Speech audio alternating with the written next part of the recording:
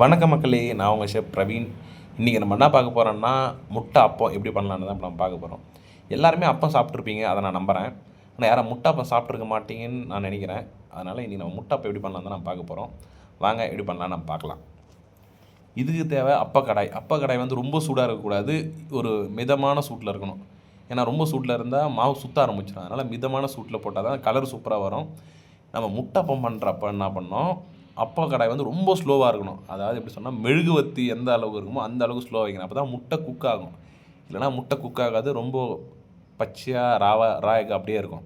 அதனால் ரொம்ப ஸ்லோ தான். இந்த ஸ்லோ தான் நான் எங்கள் அத்தை பையன்கிட்ட காமிச்சேன். எங்கள் அத்தை ஏன்டா அதுவாடா ஸ்லோ அப்படின்னு அவன் என்னை திட்டினான். ஆமாம், நம்ம வீட்டில் யூஸ் பண்ணுறது சின்ன பர்னரு, அதனால் அது கொஞ்சம் ஸ்லோ அப்படி தான் இருக்கும். இங்கே நான் பெரிய பர்னர், எங்களுக்கு இதுதான் ரொம்ப ஸ்லோ ஃப்ளேமு. முட்டை உடையாமல் உடச்சி ஊற்றணும். அதில் நம்ம ஆட் பண்ண வேண்டியது சால்ட்டு, பிளாக் பெப்பர், இவ்வளோ தான். ஆனால் ஸ்லோ ஃப்ளேம், மினிமம் ஒரு 10 நிமிஷமாக ஆகிடும் இந்த அப்பம் ரெடி பண்ணுறதுக்கு. ஏன்னா இந்த 10 நிமிஷத்தில் இந்த அப்பம் நம்ம சாப்பிடணுமா நிறைய பேர் யோசிக்க வேணாம். இது ரொம்ப சூப்பராக இருக்கும். வீட்டில் இருக்கிற குழந்தைங்க இது ரொம்ப லைக் பண்ணி லவ் பண்ணி சாப்பிடுவாங்க இந்த ஒரு அப்பத்தை. நீங்கள் ட்ரை பண்ணுங்கள். நீங்கள் அதை அப்போ 2 விதம். ஒருத்தர் வந்து உடச்சி ஊற்றுவாங்க, முட்டையை உடச்சி இந்த ஆம்லேட் போடுற மாதிரி போடுவாங்க, அது ஒரு விதம்.